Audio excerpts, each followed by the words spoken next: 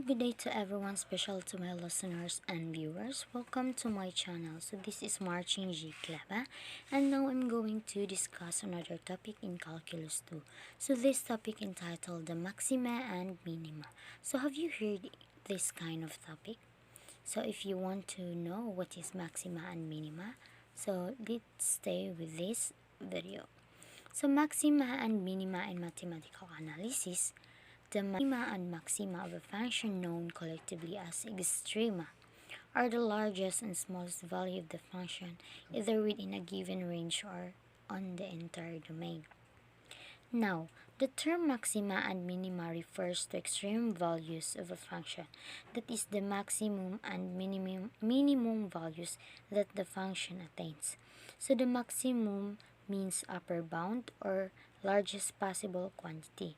The absolute maximum of a function is the largest number obtained in the range of the function. Now, how to find the maxima and minima? So first, we need to find the derivative of a function. Second, we have to set the derivative equal to 0 and solve for x. Then, it gives you the x values of the minimum and maximum points. Then third one is plug those x values back into the function to find the corresponding y values. So this will give you your maximum and minimum points of the functions. So I have here the graphs on how to find maxima and minima using derivatives. So in this graph represent as the maximum is a high point and minimum is a low point. In a smoothly changing function, a maximum or minimum is always where the function flattens out, except for a saddle point. But the question is, where does it flatten out? Which is in where the slope is 0. The question 1 is, where is the slope 0? Then the derivative tells us. So let's dive right in with an example. We have here the example number 1. A ball is thrown in the air. Its height at any time t is given by h is equal to 3 plus 14t minus 5t squared. So now what is its maximum height? So d over dx, h is equal to 0 plus 14 minus 5 times 2t is equal to 14 minus 10t. So now, this is the graph shown by the example number 1. Then, this is the result on how to find those problems. Next, the maximum height is 12.8 meter times at t is equal to 1.4 second. So now the second derivative test when a function's slope is 0 at x and the second derivative at x is less than 0. We should be less than 0, it is a local maximum, and the greater than 0, which is it is a local minimum. So equal to 0, then the test fails. There may be other ways of finding out though. So example number 2.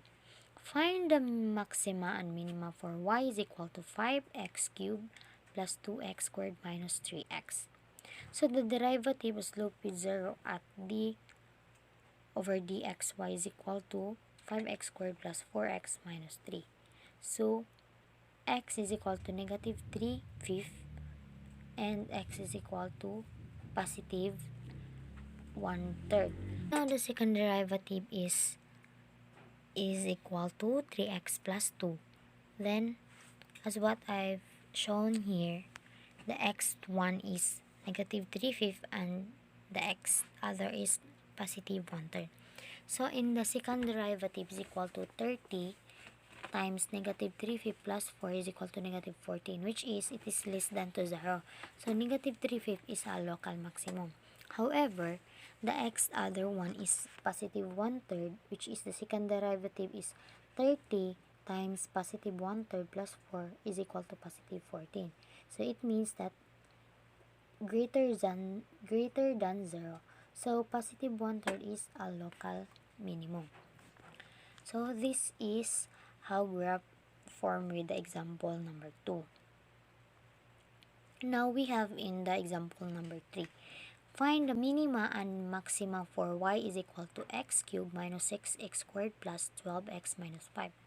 So the derivative is d over dx, which is y is equal to 3x squared minus 12x plus 12. So which is quadratic with only one zero at x is equal to 2? So the question is it a maximum or minimum?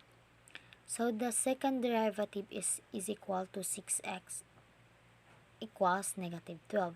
So at x is equal to 2, the second derivative equals 6 times 2 minus 12 is equal to 0. So it is 0. So the test is fails. So the graph here, as you have see, it is a saddle point. The slope does become 0, but it is neither a maximum or minimum. As what I've said earlier, when a function's slope is 0 at x and the second derivative at x is equal to 0, then the test fails. So since the second derivative is equal to 6 times 2 minus 12 is equal to 0, then it is 0, so the test is fails. So it is saddle point, the slope does become 0, but it is neither a maximum or minimum, which is the graph, or which is what the graph shown. So that is the final answer for this example. I hope you can understand with this topic, or I hope you can understand what I've discussed today. And if you are new in my channel, don't forget to like, share, and subscribe this video, and don't forget to hit the notification bell below for you to watch my next upcoming video. Thank you and God bless everyone.